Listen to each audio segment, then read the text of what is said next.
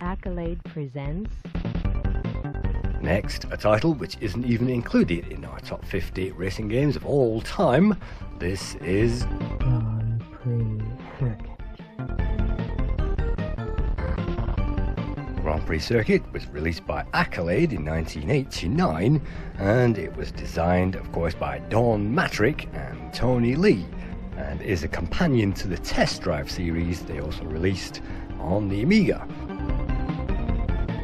I also appreciate this great title music, which again was composed by Chris Hatley. Grand Prix Circuit.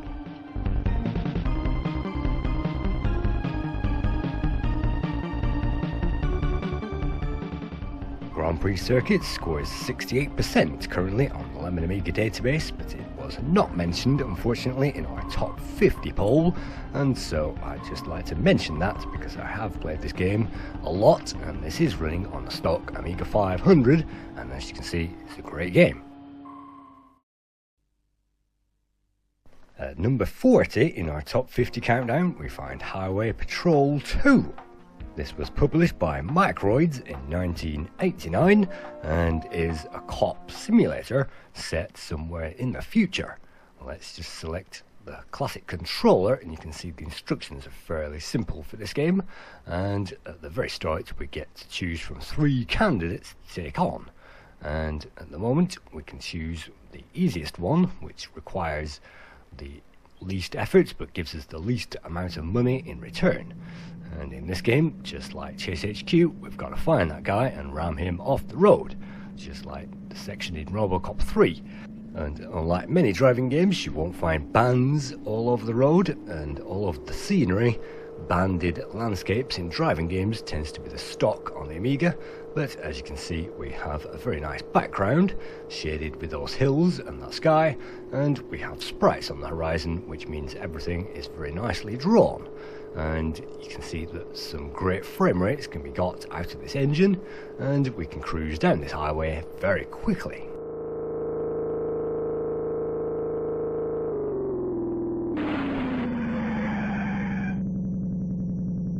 As we drive along, we'll also encounter traffic, and if we aren't absolutely objectifying that traffic, then we'll crash into that, and unfortunately that's time wasted.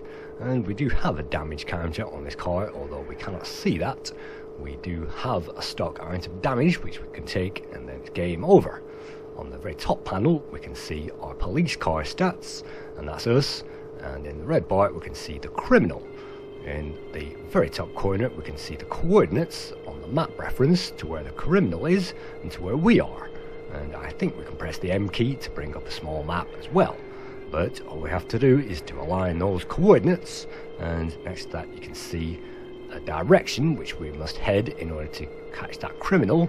In order to get that, it's pointing me north at the moment, and you can also see that the distance to the criminal is also ticking down.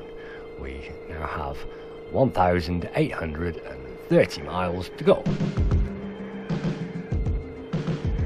So while I transform Highway Patrol 2 into the Paris-Dakar Rally, I'll just show you another game which wasn't actually featured in the poll. This is Highway Hoax, and this was released by Anco in 1987. It was coded by David Cowham, and David Cowham is also famous for the Grid Start game, which isn't actually that great, but it's a rip-off of Pole Position.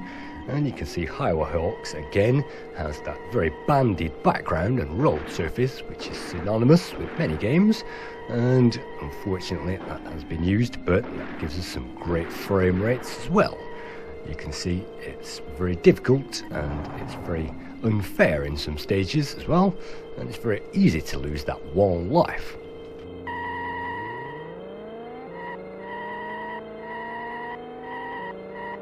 Highway Hoax has a 56% rating on the Lemon Amiga database, and I can certainly see it's a fun game with a lot under the surface. But returning our gameplay back to Highway Patrol 2, yes, I did play this back in the day, and unfortunately I've just ran over one too many rocks, and we have a flat tyre which has turned us 180 degrees onto our roof. But playing this again, I think this game has great graphics and great sound, and is very futuristic and atmospheric. But also the controls are very dodgy, very sensitive and very difficult, and it will take a lot of time to master those controls and race towards that candidate with any degree of accuracy. And of course I've never got off stage 1.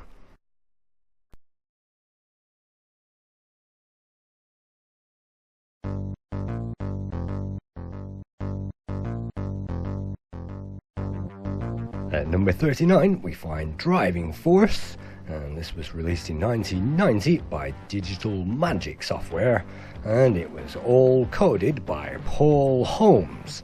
Yes, the same Paul Holmes who created Hunter, and this was the game he created directly before he created Hunter. From the title screen we can change our player and the nationality of that player, but that will absolutely have no effect on the game whatsoever. Then we can change the sounds as well, and we can have different types of vehicles. We also find 4 different modes of competition play: the knockout, the league, the mini knockout and the mini league, as well as a demo, and we can also practice as well. But for this, let's choose the knockout, and that means the game chooses our vehicle within itself. And no idea what change drivers means, but let's just leave that on anyway. And then at the very bottom you can see we can choose the race, and before each race we will be given a nice picture introduction, very much like Nitro, and that sets up the scene, and then we are thrust into a 2.5D racing game.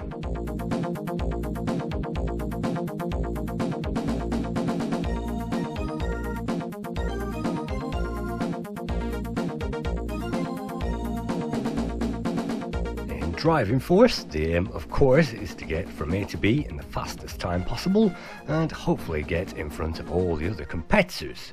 At the moment we are 3rd. You can see a big arrow pointing to where we are on the very top of that screen. We are now 2nd, and if we follow our national flag, in this case it's Italy, we will find we are now number 1. In this game, very much like console games that you may have seen, this is a very fast flowing game, and the objects on the screen, very much like Mode 7, will appear very quickly.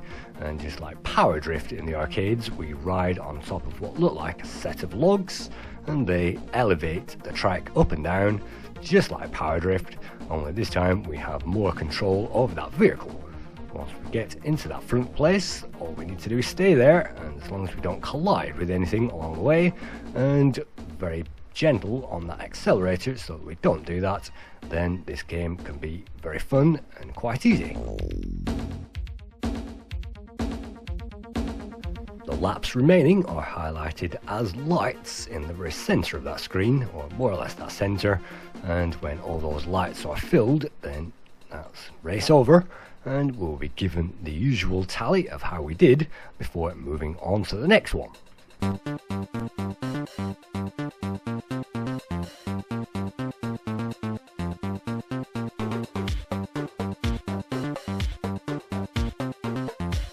Again, this is running on a stock A500, and the frame rates on offer are absolutely brilliant.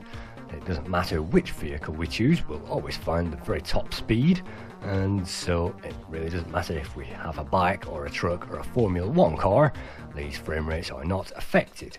What is affected though are the track layouts, and you can see those barriers on the side. If you touch those, you'll bounce off the track, and that means we'll have to be reset on the track, a bit like Stunt Car Racer. There is a variation in handling depending on the current vehicle that you are riding in, and the other variation comes in the form of the tracks that we have to race around in different landscapes, and if we hold down that fire button and release, we'll get some kind of braking, and we can pull back to brake as well, but ordinarily we don't really need to do that, and there are no gears to worry about in this game, so it's an arcade racer.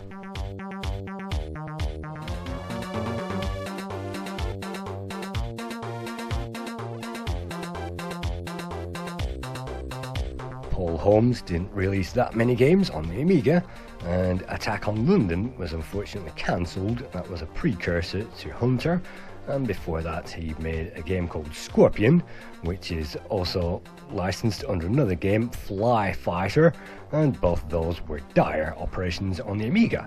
So on the Amiga we have Hunter and we have this game, and I certainly did play this game a lot back in the day, and I really do like the introduction pictures, again just like Nitro, and I like the environments and the speed on offer as well. You may notice the sprites are very well drawn, maybe not up to the Lotus standards, but at least we don't have to put up with any banding on the road, and these constant logs that we ride around, well, that's not so bad, given that these frame rates are great, and those logs make sure that we can bounce around, and elevation changes make sure that these courses are often changeable and difficult. But on the truck level, the hardest part is simply not colliding with that scenery, and very light controls means that these things are very responsive, and sometimes even the truck can collide into the scenery, just like we are playing pinball.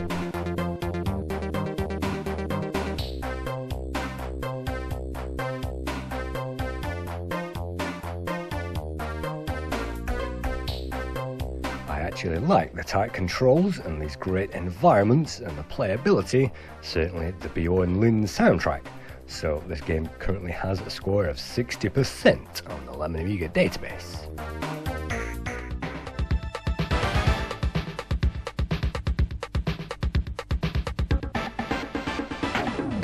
At number 38 on our list we find Outrun Europa, which we reviewed quite some time ago, and is one of my favourite racers on the Amiga, because they really did stretch this as far as they could go. And so this is a different playthrough to the review that we reviewed some time ago, so let's try this game again and let's see how far we can get with it.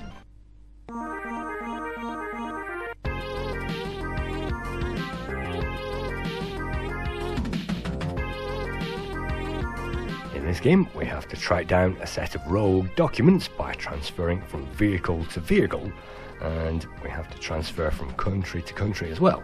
In the UK we have a bike, and we have boosters on that bike which we have to use to get through that traffic, but you can't use those on corners, otherwise you're off, and some cars on the road try to ram us off, so the best thing you can do is to ram them back.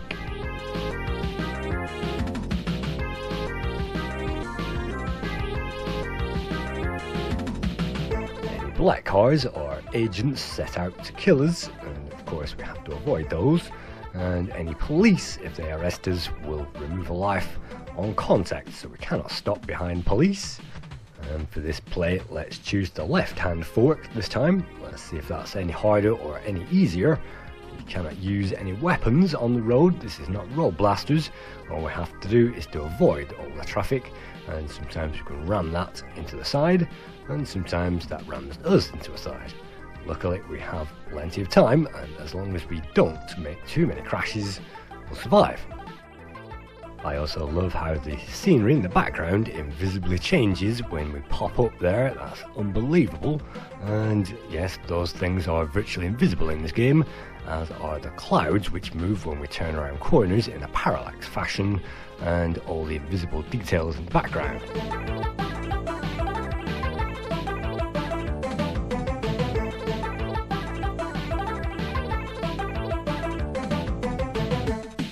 I also like the way that every single play of this game will be completely random. I remember playing the original Outrun until I had it down pat and I could complete that thing most times. But this game is so random because sometimes you cannot get rid of guys on time, and sometimes the traffic is random as well. But you can see we've completed level 1, and I think the variations in this game were criticised at the time for moving away from the Outrun formula, but in fact I really do love the jet ski sections. If that's definitely my favourite part of the game, it's also my most infuriating part of the game, because if you get stopped behind something or the police, then that's a life over straight away, and look at that, if you don't even get a great lunch, then you're going to be wasting time. And time is at a premium on this channel crossing, and unfortunately we do not have moving clouds like the 64 version, and we have some waves but we don't get to see those lapping on the shore, and so to some degree the C64 version has actually been better programmed, but the feel of this channel crossing is great and is one of the better boat-based racing games on the Amiga. I definitely remember games like Micro Machines, which had an overhead simulated type game like Super Sprint, but this is a very fast racer and it's actually better and handling much easier than Hydra, which was another boat simulator which could actually fly in Hydra. But again, that's not a game which was voted for in the top 50 racing games, so unfortunately we've just got ourselves arrested through running out of time, and we have 3 continues in this game, which is absolutely brilliant. There were no continues in the original Outrun, although we did get continues in Turbo Outrun. And again, I really do love the speed of this engine. It's not up there with Crazy Cars 3, unfortunately, for top performing frame rates, but at the same time they really did try, and the effort that they went into certainly did pay off. But as I say, this is one of the most frustrating levels if you don't get a clean start, and if that happens you might as well quit the game and try again.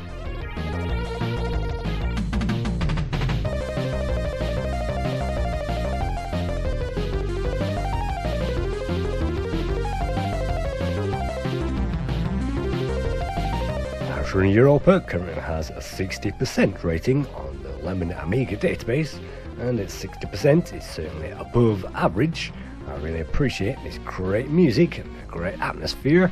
I think it's a shame that the beach doesn't actually roll into view, and some aspects of the Commodore 64 version are actually better, but what we got on the Amiga is head and shoulders above Outrun and Turbo Outrun, and many other racing games that found their way onto the Amiga.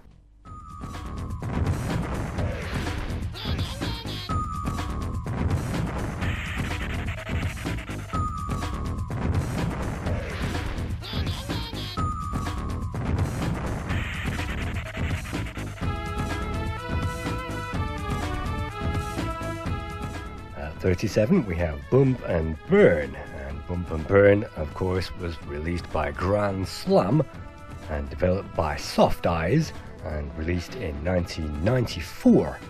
Soft Eyes also released Barabdur and The Planet of Doom with Thalamus Software, and they also went on to Winter Camp as well in 1992, and they also produced Venom Wing with Thalamus in 1990, which was a very hard Project X clone. Again, great graphics but terrible playability. And this Bump and Burn unfortunately has very much the same thing going on for it. Great graphics, but unfortunately there is something wrong with that playability.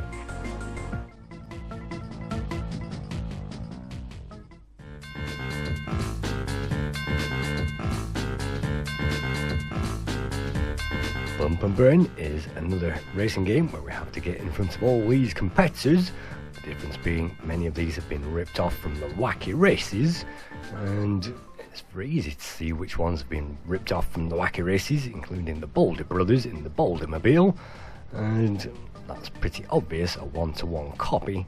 We also have Peter Perfect as well, which is more or less what we're driving at the moment, and all you have to do is hold down that fire button, of course, and if you push back on the controller, hopefully you'll brake, and if you push forward, hopefully you'll activate one of the special weapons that you can pick up along the way. Just like Super Mario Kart, only in more of a 2.5D rather than a 3D aspect. We can career around this track, and we're back to the banding effect, but you can see lots of clouds, and it's taken a very step up from Buggy Boy, although we find the same banks and the same feel as Buggy Boy. We don't have to collect any flags, and it's not as tricky either. So it's the worst of all worlds. It's not really a Lotus Racer. The power-ups really don't matter when the opponents blend into the background, and the speed on offer is smooth, but it's certainly not the fastest thing. There is an extra turbo as well, which will speed this up to playable speed, but you have to collect that, of course, and in the meantime all we have to do is to keep going and hope that we get to the front and beat all those other guys.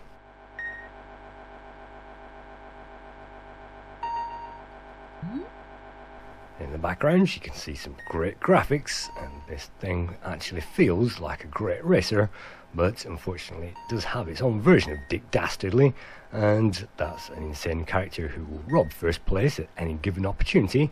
You can have a radar you can see in the bottom left hand corner, and so you can see him approaching, but sometimes you have to weave in front of that traffic, and of course the usual opponents will try to get in our way. But this game does feel rather difficult when those other opponents seem to take us like we're standing still, and they seem to find those turbos when we don't, and that can mean a race over. There are lots of races in this game which get steadily harder and ridiculously hard later on, but that's the first level completed. Let's see how we did.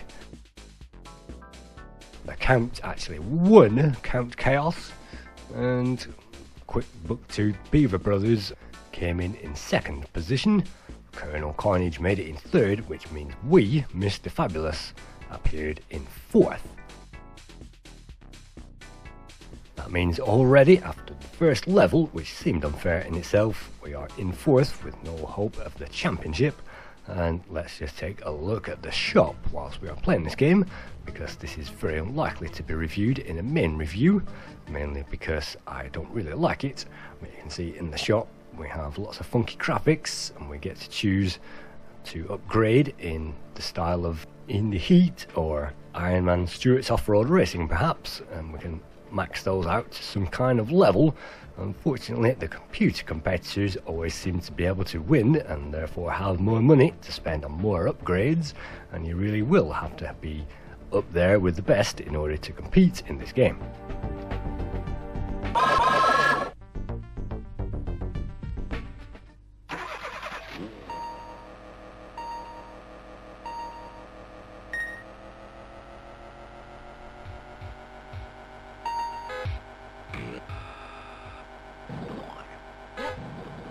Except for a few cartoon sounding sound effects, the actual engine sounds really ropey in this turbo terrific mobile, and unfortunately that sounds worse than the Lotus series and doesn't really have much grunt behind that whatsoever.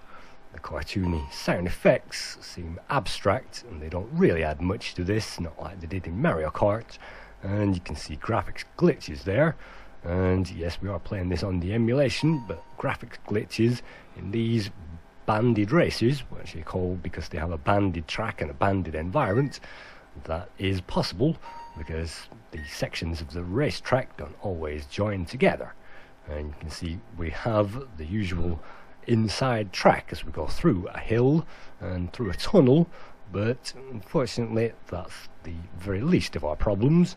You can see the colour banding creates that error again, and so this game unfortunately just has too many things going against it and heading in the wrong direction. Bump and Burn has a 64% rating on the Lemon Amiga database currently, and it's a shame that Peter Opdam, who created this, he went on to Kingpin for Team 17 in 1995. Peter Opdam really did not optimize the code to the full, and what could have been classic turns into a disappointment.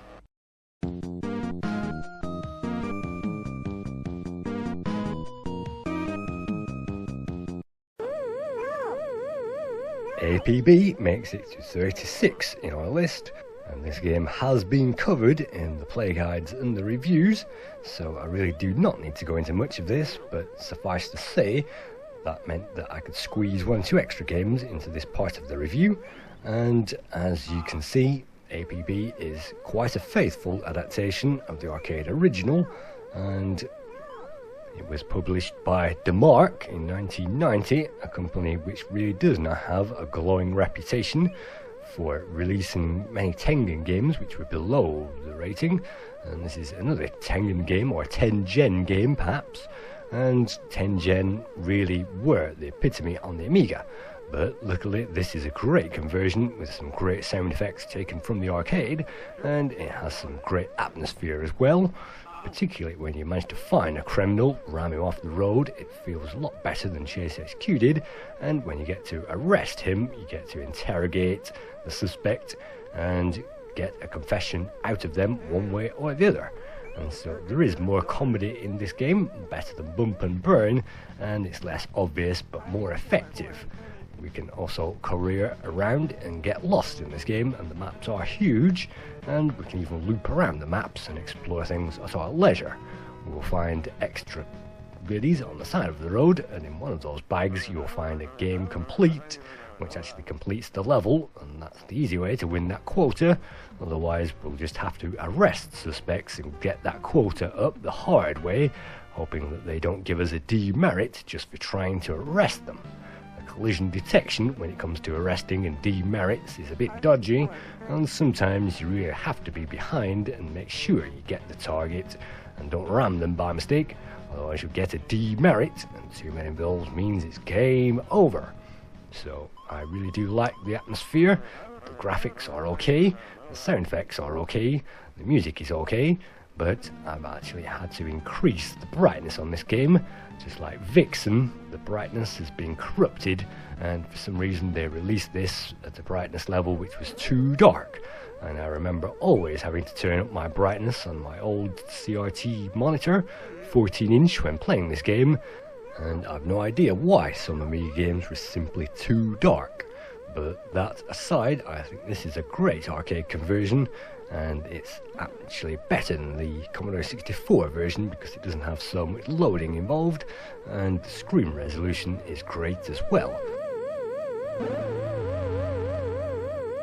With trains and shops and traffic to avoid, APB has a 65% rating on the Lemon Amiga database. Sure could use a donut.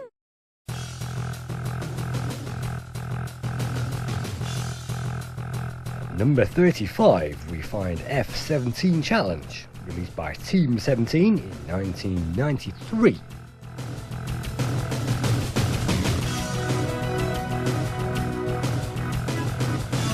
Hold on to your hats as we feature the first game from Team 17 in this lineup, but it was not developed in-house. This was definitely bought-in software, and this game was actually developed by Hollow Dream, who were a company based in Italy.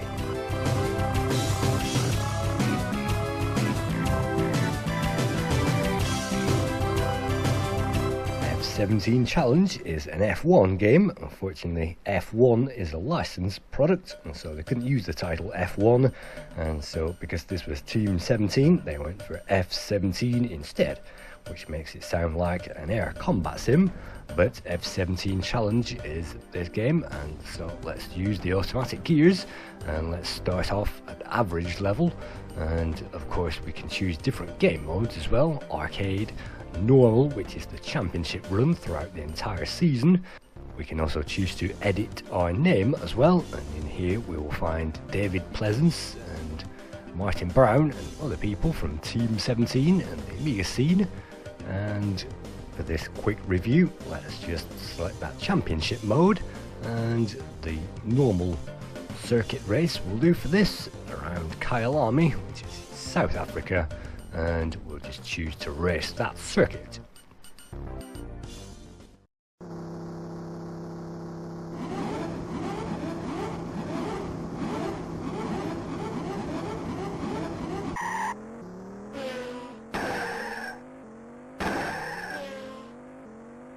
F-17 Challenge is an arcade racer, and as you can see, it's a sprite-based game. We won't find any clouds moving on the horizon, but the clouds are well drawn, and you can see some shading has been used, as well as some backgrounds to flesh this game out. But you can see this is absolutely nothing like the F1 Challenge, and Grand Prix circuit was more flashed out than this, basically because, well, look at the amount of trees there are on the track. This makes it look more like Chase HQ than a Formula 1 sim. We won't find any grandstands either. No, this is not Vroom, and this is not a mix of vector and sprite graphics. This is a pure sprite racer. And so unfortunately the car doesn't have an amazing level of grip, and you will have to really feather that accelerator around the most difficult bends. But apart from that, this game is very, very easy, and it's so much easier than Vroom. We won't find any difficult corners, and as long as we judge the right speed for every single corner, we can cruise around the whole thing in first position.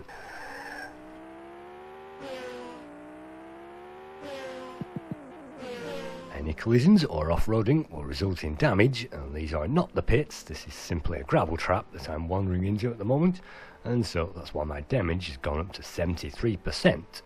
Luckily we can pull into the pits at any point, and that will not only change our tyres, but that would reduce our damage all the way back to 0, which means we can tackle all those other opponents completely free all over again.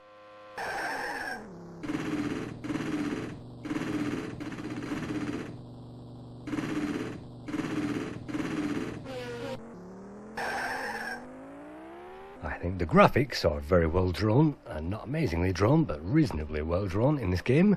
The sound effects are reminiscent of an F1 car, although probably 10% of the loudness of a real F1 car, and again it's not really loud like it was, but I like the extra touches like the sparks which spark under that car, and those are great touches at high speeds. And I like the bumping and most noises, but I don't like the track layouts. Unfortunately those are way too easy, and you're slipping off that track just by being 1 or 2 miles per hour over, just like this, and then when you lose that speed you might be overtaken again.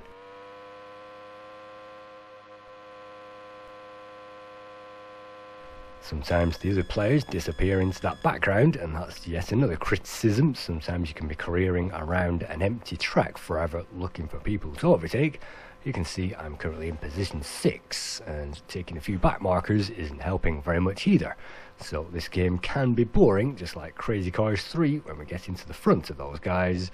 Sometimes we can be travelling for a long time without seeing anybody, and we can't really make use of any of the in-game capabilities when we are crashing off and getting bored with it. So this game has a 65% rating on the Lemon Amiga database. It's not a bad game by any stretch, it's just that it could have been a lot better.